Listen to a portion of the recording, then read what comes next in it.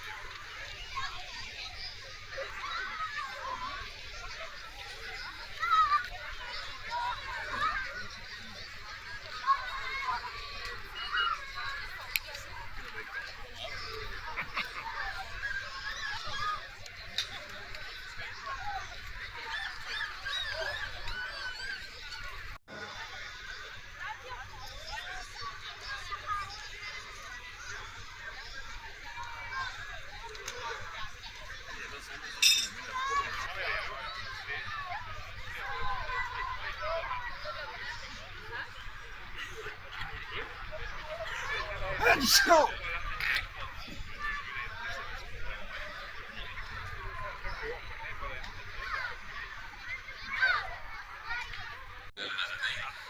Nå har alle gått bak på ryggen, dessverre, men det inntrykket mitt at de har det voldsomt og voldsomt.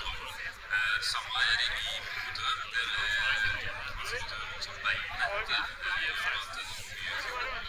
sånn som ambulansestasjoner. Da får man effektivt med et helikopter.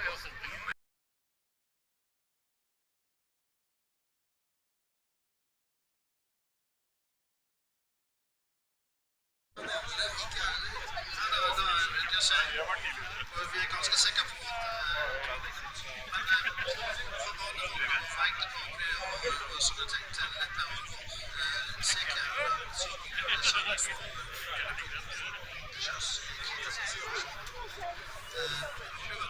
sånne skjønner ja.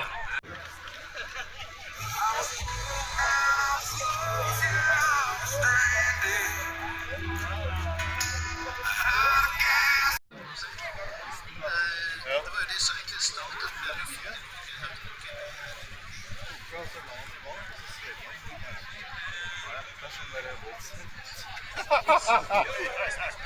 Så ut som en sånn drops, vet du. Ja.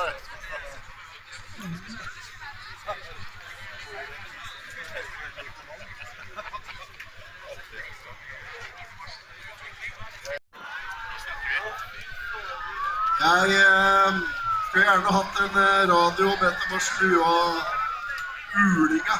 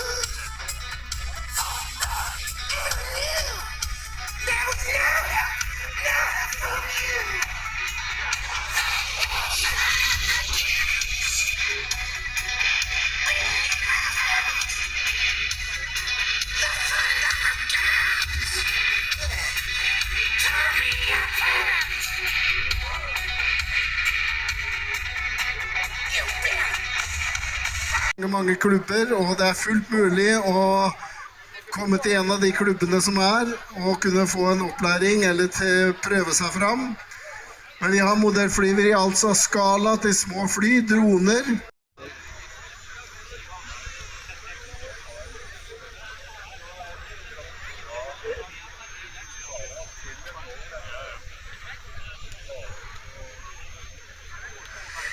Mens vi får taxa i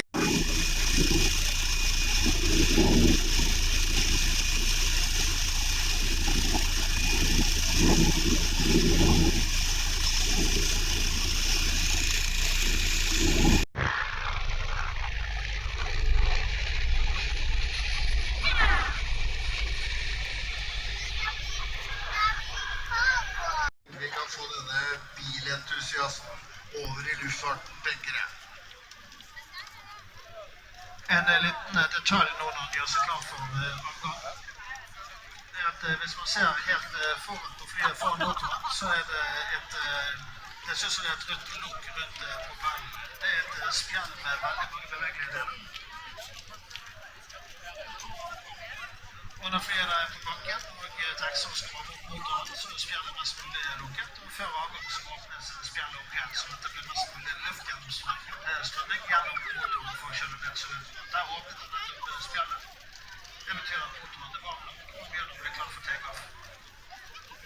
Han kommer også til å fly etter musikk, så da skal jeg holde kjeft. Vi kan jo synge. Synge.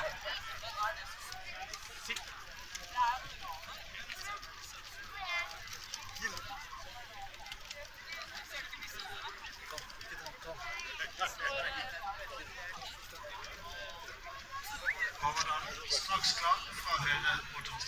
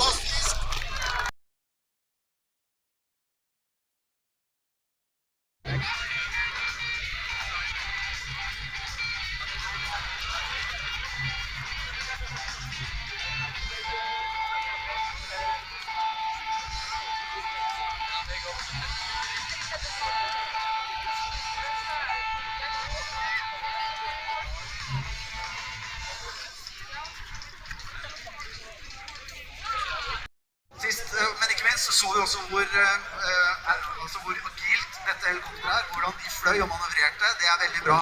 Så vi har en veldig god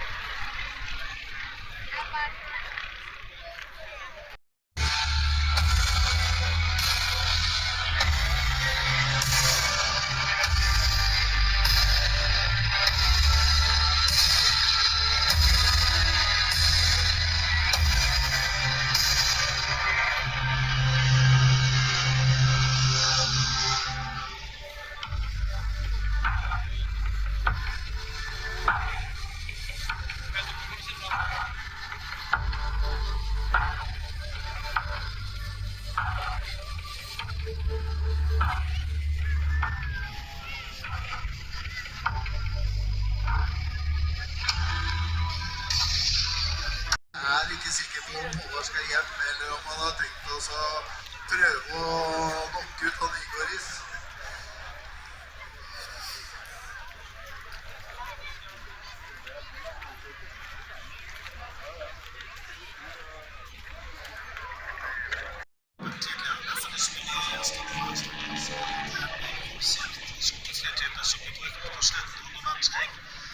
Var det norske flyvåpenet frem til midten av 50-tallet.